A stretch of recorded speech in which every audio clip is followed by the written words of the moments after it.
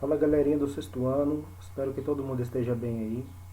Nessa aula a gente vai falar um pouco sobre a formação da civilização grega e os seus períodos, que são divididos em período pré-homérico, período homérico, período arcaico, período clássico e período helenístico. Nessa aula também estaremos fazendo a correção da semana 3 do PET 4, então fica aí com a gente e vamos iniciar. Período pré-homérico. O período pré-homérico corresponde à primeira fase da Grécia Antiga, que ocorreu durante os anos de 2000 a.C. a 1200 a.C. O período pré-homérico origina o desenvolvimento da civilização grega, que fora constituída pela miscigenação de diversos povos da antiguidade, que invadiram a região: cretenses, aqueus, jônios, eólios e dórios. Corresponde a uma fase inicial de povoamento da Grécia. Assim, com a influência cultural desses povos, surge a cultura grega, num período de quase 100 anos, marcando essencialmente as invasões de diversos povos indo-europeus, arianos. Inicialmente, esses povos foram conquistando áreas próximas ao sul da Península Balcânica, entre os mares Jônico, Mediterrâneo e Egeu, e nesse período ocorreu a primeira diáspora grega, ou seja, a dispersão da população grega em diversas partes. Os aqueus foram os primeiros a chegar e dominar parte dos povos que habitavam tais regiões, fundando a cidade de Micenas, um importante centro político, econômico e cultural da época. Além de Micenas, Argos e Trinto tiveram um papel preponderante na história. Os aqueus representavam uma civilização muito beliciosa, que, aos poucos, foi conquistando diversos locais. Assim, conquistaram a ilha de Creta, invadindo a cidade de Knossos e derrotaram a cidade de Troia. Por esse motivo, a civilização que se desenvolve durante esse período é denominada de civilização creto-micênica, com a união da cultura cretense, minoica, e dos aqueus. Com a chegada de outros povos, a civilização desenvolvida pelos aqueus se miscigenou com a dos jônios e eólios, mantendo uma relação pacífica. Mais tarde, os dórios, povos de tradição beliciosa e militar, que detinham as técnicas do metal, invadiram e destruíram diversas cidades da região da Eládia, na parte continental da Grécia. Esse fato gerou o que ficou conhecido como a primeira diáspora grega, com a migração de diversos povos, pondo fim ao período pré-homérico e dando início ao período homérico.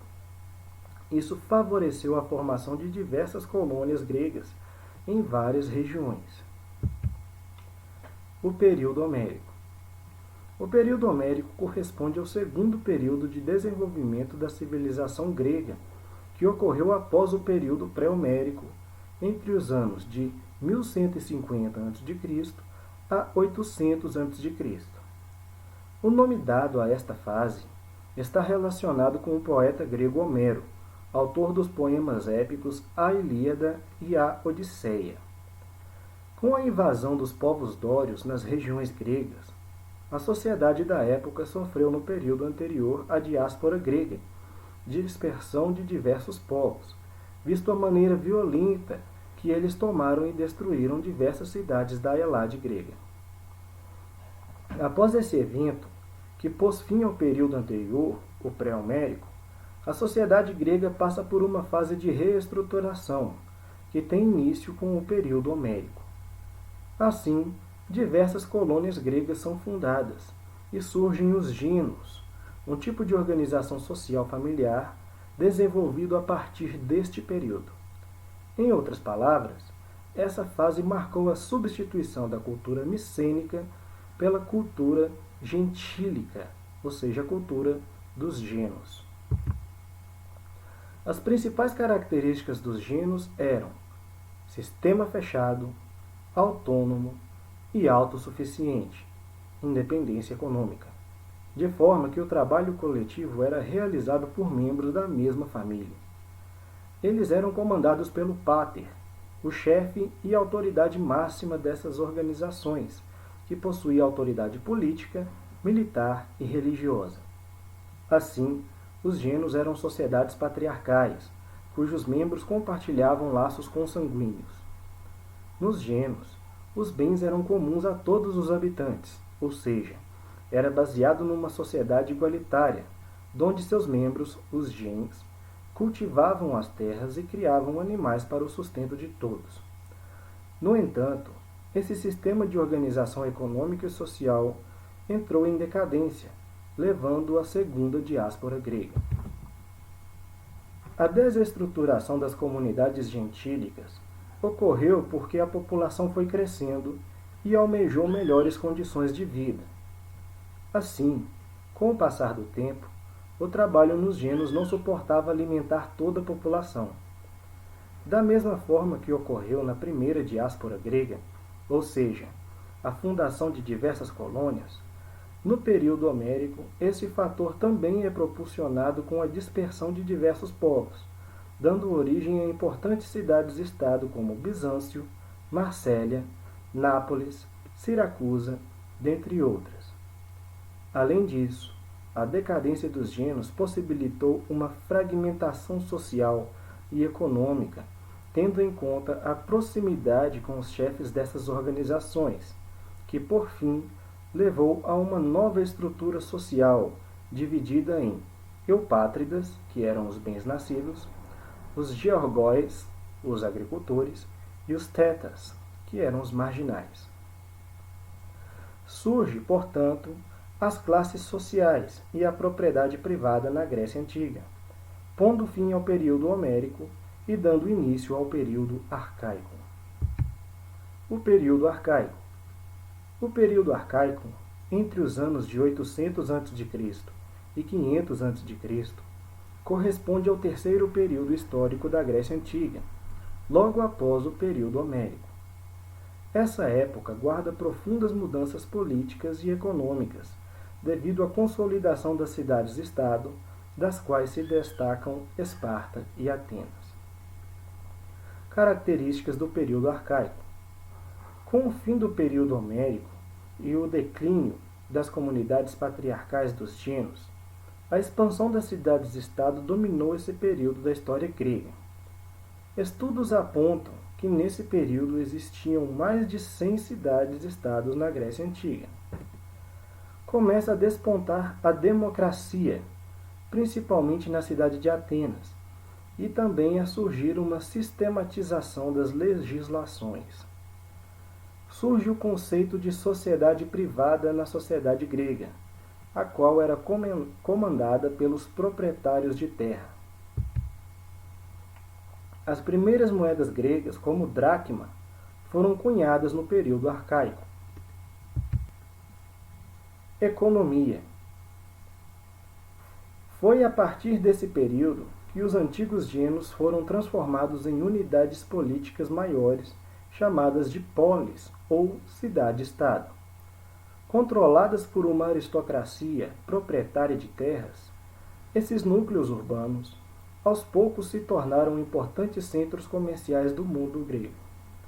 Cada uma delas possuía autonomia e independência, das quais as maiores e mais prósperas foram Esparta e Atenas. Além disso, de uma economia agropastoril que predominou o período anterior, o comércio passa a ser uma das mais importantes fontes econômicas.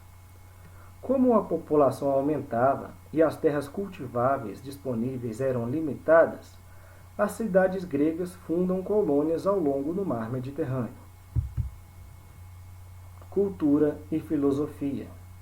Nessa fase, a arte grega atinge o apogeu com a construção de templos, a expansão da pintura, da escultura e do artesanato, sobretudo dos objetos de cerâmica.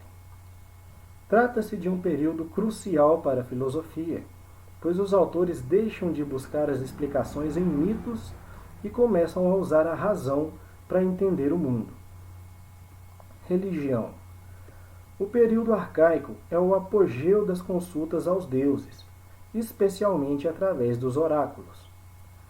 O mais conhecido era o oráculo de Delfos, onde pessoas de todas as condições sociais acudiam para receber mensagens ditas pelas pitonisas do próprio deus Apolo. Olimpíadas. Os Jogos Olímpicos surgem no período arcaico. Além de reunir competidores de diversas partes, era declarada uma trégua em todos os conflitos em curso. O período clássico. O período clássico corresponde aos séculos 6 a 4 a.C. e é um dos períodos pelos quais se divide a Grécia Antiga. Os outros são período pré-homérico, dos séculos 20 aos séculos 12 a.C., período homérico, dos séculos 12 ao século 8 a.C., e arcaico, período entre os séculos 8 a 6 a.C. Nesse período ocorre o ápice ateniense, e um dos motivos terá sido o apogeu da filosofia grega. Trata-se de uma importante fase para a Grécia, que foi marcada pelas disputas de domínio mediante duas guerras. Uma delas aconteceu no início e teve o nome de Guerras Médicas, em que venceram os gregos. A outra aconteceu no fim e teve o nome de Guerra de Peloponeso, em que os espartanos venceram os atenienses. Pelo fato de o domínio ora estar nas mãos de um povo, ora nas mãos de outro povo, o período clássico é também conhecido como o período das hegemonias. Conflitos. As guerras médicas, a primeira, cujo início ocorre em 490, e a segunda, em 470 a.C., conferem a hegemonia aos gregos, que, ao sair vencedores, apesar de serem em menor número, passam a dominar o comércio do mar Egeu, antes dominado pelo poderoso Império Persa. Assim, nessa época, a civilização grega vive o seu apogeu. A Guerra de Peloponeso, por sua vez, que teve duração de 27 anos, com início em 431 a.C., resultou no declínio da exemplar civilização grega. Nesta, a luta foi um conflito interno entre Atenas e Esparta. A Liga de Delos havia sido criada para proteger os gregos mas ela acabava beneficiando Atenas em detrimento das outras cidades gregas. Desta forma, Esparta cria a Liga de Peloponeso, tendo como objetivo alcançar a superioridade na Grécia, e a vence. O regime político passa de democrático para autoritário e começa a queda dos gregos, que anos depois é invadida pelos macedônios. Filosofia clássica. No período em que a cidade de Atenas alcança o imperialismo, no segmento da criação da Liga de Delos, Atenas prende inúmeros militares, que passam a trabalhar para eles de forma escrava. Daqui resulta o tempo livre para os cidadãos atenienses. Os atenienses passam a se dedicar à política, que era discutida em público na polis, cidade-estado grega. Todavia, com o passar do tempo, não era somente de política que se tratava, mas todos os assuntos iam sendo discutidos, pensados e investigados. Progressivamente, do uso do raciocínio, decorreu a transição do pensamento mítico para o pensamento racional, surgindo assim a filosofia, origem de todas as ciências. A criação da polis foi fundamental para o desenvolvimento da Grécia. Cultura grega. O período clássico foi salutar no campo das artes, quando a escultura grega, bem como a arquitetura, passam pela sua fase mais abundante. O período helenístico. O período helenístico, ou helenismo, foi uma época da história compreendida entre os séculos 3 e 2 a.C., no qual os gregos estiveram sob o domínio do Império Macedônico. Foi tão grande a influência grega que, após a queda do Império, a cultura helenística continuou predominando em todos os territórios anteriormente por eles dominados. Entre os séculos 2 e 1 a.C., os reinos helenísticos foram aos poucos sendo conquistados o Império Macedônico. Os macedônios habitavam a região situada no norte da Grécia. Durante muito tempo, esses povos eram chamados de bárbaros pelos habitantes da Elade, região entre a Grécia Central e a do Norte, cujos habitantes eram chamados de helenos, ainda que, como eles, fossem de origem indo-europeia. Em 338 a.C., os gregos foram derrotados na Batalha de Queroneia pelas forças macedônicas, que em pouco tempo dominaram toda a região da Grécia.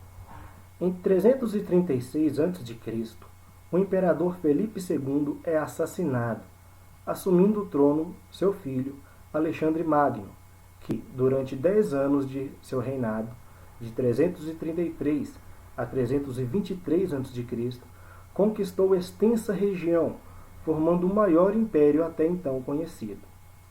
O império de Alexandre Magno se estendeu pelo Egito, pela Mesopotâmia, a Síria, a Pérsia e a Índia. Estas conquistas ajudaram a formar uma nova civilização.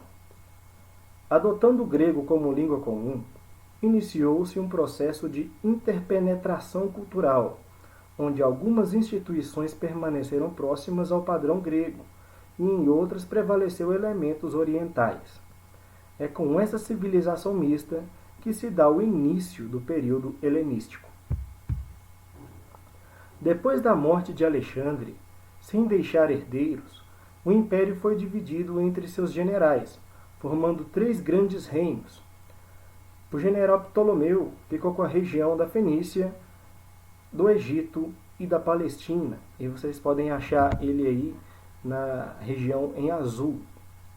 O general Cassandro, ele fica com a região da Macedônia e da Grécia, que vocês podem achar aí no contraste em verde. E o general Seleuco, ele vai ficar com a região da Pérsia, da Mesopotâmia, da Síria e da Ásia Menor. Tá certo? E o Seleuco aí vocês podem achar na região em amarelo. Também vale destacar o domínio dos seguintes generais. Licímaco, que ficou com a região da parte da Ásia Menor, uma parte da Ásia Menor, ficou com a Trácia e uma parte da Macedônia, tá certo? O Licímaco vocês vão achar aí na região em laranja.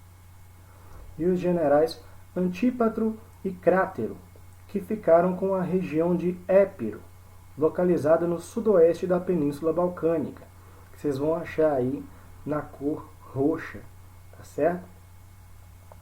Assim, surgiram dinastias de soberanos absolutistas que enfraqueceram a unidade mantida nos tempos de Alexandre e aos poucos foram caindo sob o domínio romano. A civilização helenística. A civilização helenística foi o resultado da fusão de diversas sociedades, principalmente a grega, a persa e a egípcia. A grande obra de Alexandre Magno, no plano cultural, sobreviveu ao esfacelamento de seu império territorial. O movimento expansionista promovido por Alexandre foi responsável pela difusão da cultura grega pelo Oriente, fundando cidades, várias vezes batizadas com o nome de Alexandria, que se tornaram verdadeiros centros de difusão da cultura grega no Oriente. A cultura helenística. Nesse contexto, elementos gregos acabaram se fundindo com as culturas locais. Esse processo foi chamado de helenismo, e a cultura grega mesclada com elementos orientais deu origem à cultura helenística, numa referência ao nome como os gregos chamavam a si mesmos. Os helenos desenvolveram a pintura e a escultura, onde retratavam com perfeição a natureza e o movimento dos corpos. Um exemplo é a escultura de mármore, Laoconte e seus filhos. Aqui a gente tem a imagem, dessa escultura, Laoconte e seus filhos. No Oriente Médio, os principais centros de cultura helenística foram Alexandria, no Egito, Pérgamo, na Ásia Menor, e a ilha de Rhodes, no Mar Egeu, com seus grandes palácios de mármore, ruas amplas, escolas, bibliotecas, teatros, academias, museus e até um instituto de pesquisas. Sua arquitetura impressiona pela riqueza e pelo porte, como o altar de Zeus em Pérgamo, de 180 a.C., que foi reconstituído e encontra-se no Museu de Berlim. Aqui a gente tem uma imagem, né, do altar de Zeus. Filosofia helenística. O pensamento filosófico helenístico era dominado por algumas correntes, dentre elas o estoicismo, que acentuava a firmeza do espírito, a indiferença à dor, a submissão à ordem natural das coisas e a independência em relação aos bens materiais. O cinismo, que tinha total desprezo aos bens materiais e ao prazer. O epicurismo, que aconselhava a busca do prazer. E também havia o ceticismo, que aconselhava a tudo duvidar. Ok, turma? Agora nós vamos iniciar aqui a correção das atividades da semana 3 do PET 4, a formação da civilização grega e seus períodos. Inicialmente o PET ele vai trazer esse texto aqui para a gente. Grécia Antiga, a civilização das ideias. Por volta de 1100 a.C., às margens do Mediterrâneo, na região hoje conhecida como Balcãs, florescia uma das mais brilhantes civilizações da história da humanidade, a civilização grega. A Grécia dos filósofos e pensadores, dos matemáticos, da mitologia onde deuses tornam-se humanos e humanos tornam-se imortais, a Grécia dos Jogos Olímpicos, da política e da democracia. Ao longo dos anos, várias cidades-estado gregas destacaram-se por seus feitos, seja na ciência de seus habitantes ou na coragem de seus guerreiros, onde podemos destacar as cidades de Esparta e Atenas. Para melhor compreender a história da formação dessa civilização, houve a necessidade de dividir sua evolução política e social em 5 períodos: o período pré-homérico, o período homérico, o período arcaico, o período clássico e o período helenístico. O primeiro deles, o período pré-homérico, compreende aproximadamente os anos de 2000 a 1100 a.C. e remonta à formação dessa civilização. Ao longo desse período, vários povos estabeleceram-se na região, com destaque inicial para os aqueus, os primeiros a desenvolverem importantes centros urbanos, especialmente a cidade de Micenas. Posteriormente, outros povos, como os eólios e os jônios, também fixaram-se na região, favorecendo o crescimento das relações dos micênicos com a ilha de Creta, importante posto comercial do Mediterrâneo. Uma sucessão de invasões, começando com os aqueus invadindo os cretenses e finalmente os dórios invadindo toda a região da Heládia, Grécia, desestabilizou a vida social existente e pôs fim ao que chamamos de período pré-homérico. Após a violenta invasão dórica, grande parte da civilização grega espalhou-se pelo continente europeu, naquilo que foi chamado de primeira diáspora grega. Os habitantes que ficaram na região invadida experimentaram uma grande ruralização da sociedade. Era o início do período homérico, de 1100 a.C. a 800 a.C. A vida urbana de antes das invasões deu lugar ao convívio de membros de uma mesma família em uma propriedade de terra, onde todos trabalhariam e colheriam os frutos de seu trabalho, voltados essencialmente para a atividade agropastoril. Essas propriedades familiares foram chamadas de genos, e no princípio não havia distinção social. Ao longo dos anos, o número populacional dos genos foi crescendo sem controle, e a vida dessas comunidades foi ficando mais complexa e mais tensa, sendo necessário centralizar a liderança política, judicial, administrativa e religiosa na figura de um líder, que receberia o título de pater. Os habitantes que não eram tão próximos ao pater passaram a reivindicar melhores participações nas divisões de terras, gerando instabilidade política e social. Os genos passariam a ser controlados por aqueles que tivessem acesso a melhores armas e ferramentas. Ao longo dos anos, genos diferentes foram se unindo, criando comunidades mais complexas, chamadas demos, colocando fim ao período homérico. O período arcaico compreende os anos de 800 a.C. a 500 a.C.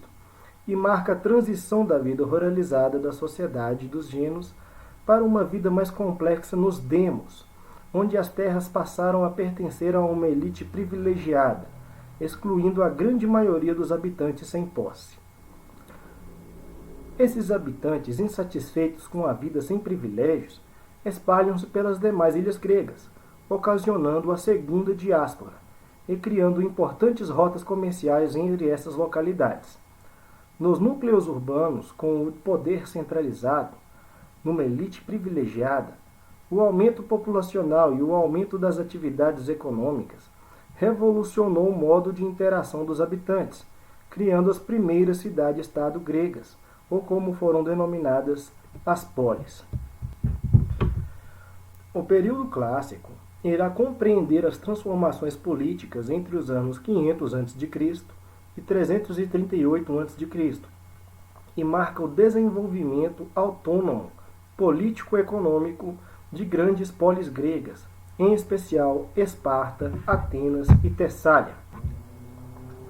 Foi durante o período clássico que a sociedade grega das grandes cidades passaram a ocupar melhor os espaços públicos, onde filósofos encontravam-se para debater sobre questões políticas e econômicas, fazendo surgir as primeiras ideias sobre a democracia.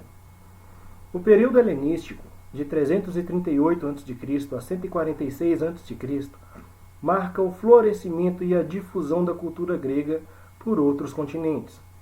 O fator mais importante para que essa difusão acontecesse foi o domínio da Macedônia sobre os povos gregos a partir de 350 a.C., onde o rei Alexandre o Grande, criador de um império que chegava até as Índias, atuou como grande divulgador da cultura helenística.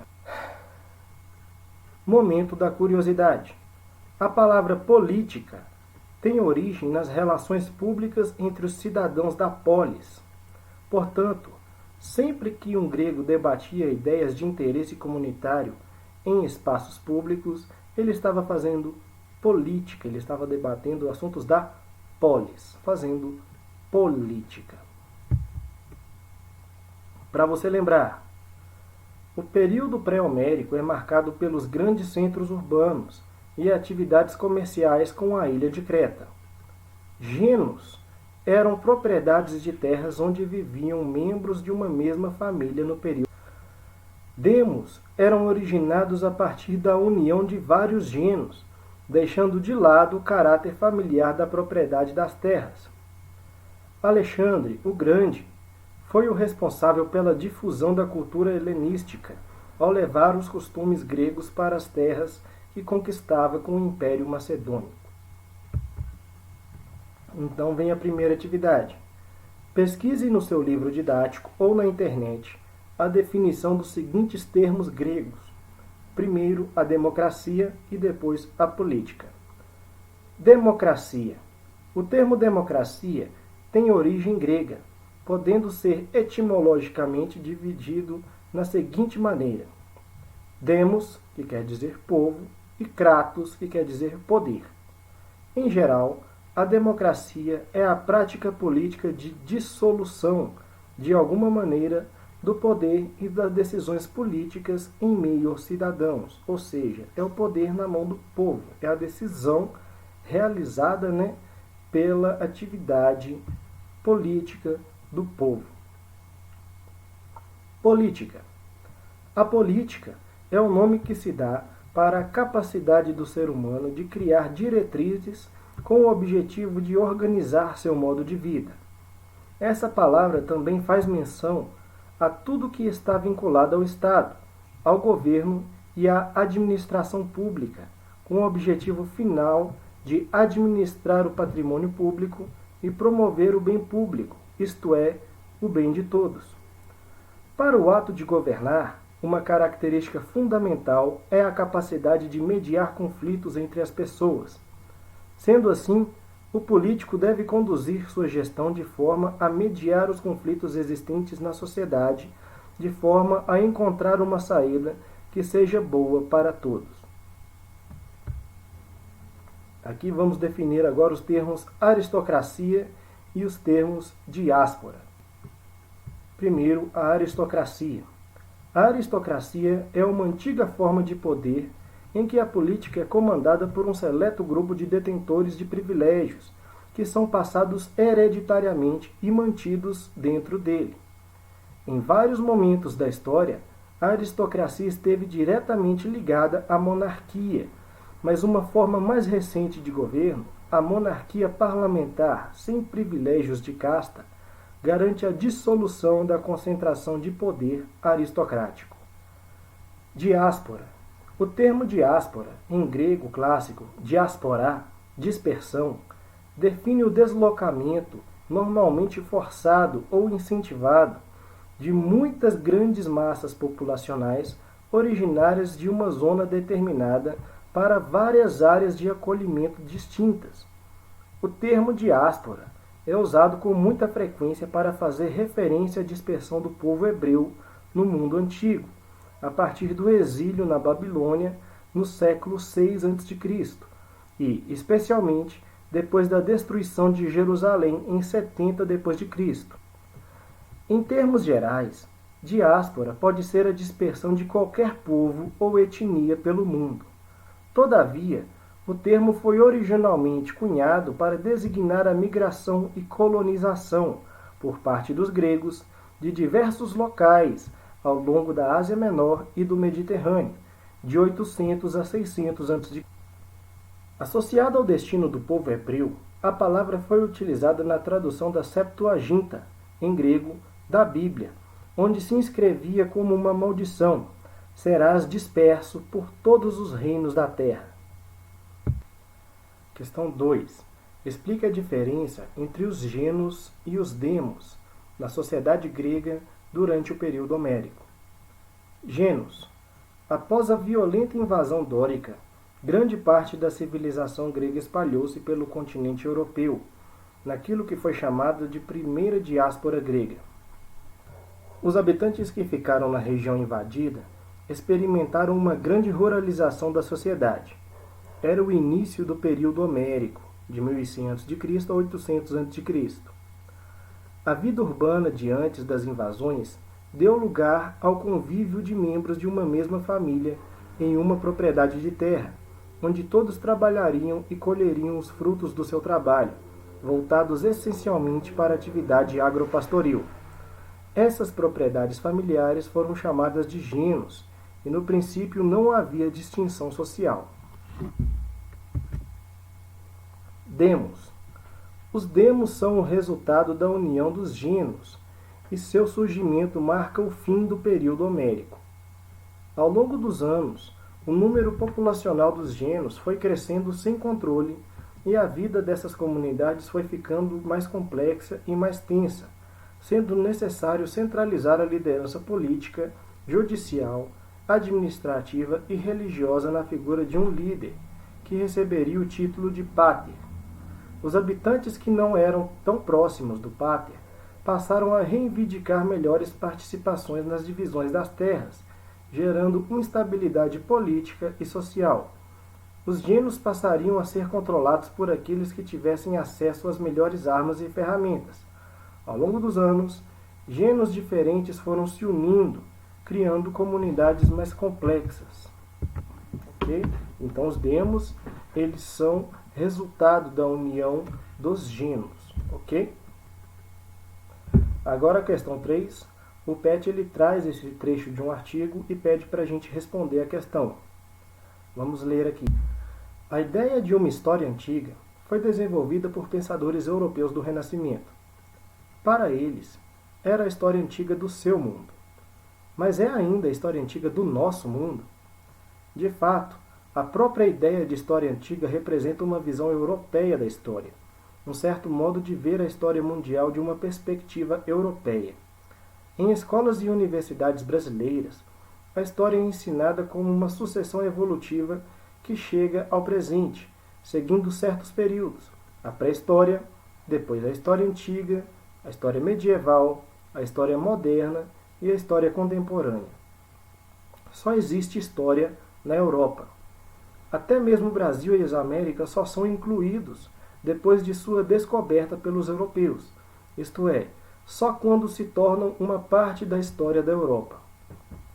O Império Romano, que constituiu a maior unidade política dentro do que chamamos História Antiga, incluiu áreas que ninguém hoje definiria como europeias: o norte da África, partes do Oriente Médio, talvez a Turquia. Aí vem aqui a questão A. A versão da História Antiga, criada pelos europeus, representa bem a história do mundo ou a história do Brasil? Justifique. Aí o que vocês podem estar respondendo aí?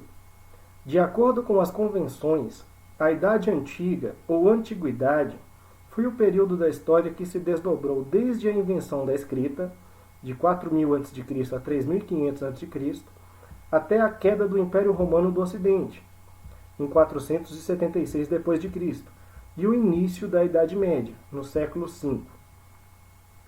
Apesar da forte influência que a história das civilizações europeias exerceram sobre todas as regiões do planeta, não é possível afirmar que a história antiga criada pelos europeus seja a representação mais adequada da história do mundo ou do Brasil.